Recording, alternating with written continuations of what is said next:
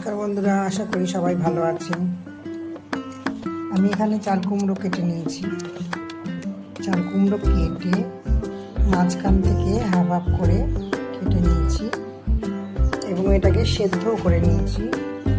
আমি এটা দিয়ে বানাবো আজকে চাল কুমড়োর বড়া। আমি একটা বাটি নিয়ে নিয়েছি। বাটির মধ্যে এবার নেব বেসন, নেব একটু চালের গুঁড়ো, আর এর মধ্যে দিয়ে দেব লবণ, হলুদ গুঁড়ো, দেবো একটু লঙ্কার গুঁড়ো, আর দেব সামান্য একটু সুজি। এবার আমি এটাকে ভালো করে মিশিয়ে মেখে নেব।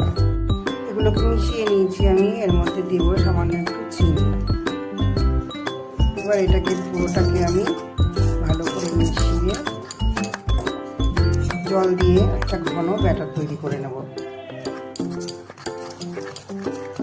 ব্যাটারটা আমার তৈরি হয়ে গেছে। বেশ ঘন ঘন করে একটা ব্যাটার তৈরি করেছি।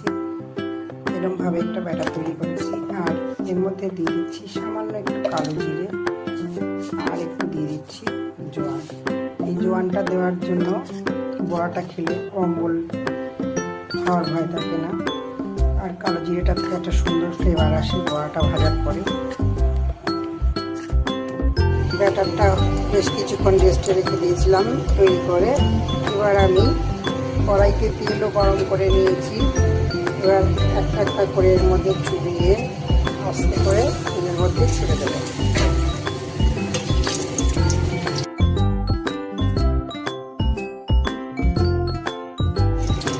বড়াগুলোকে এরকমভাবে উল্টে পাল্টে লাল লাল করে ভেজে নিতে হবে।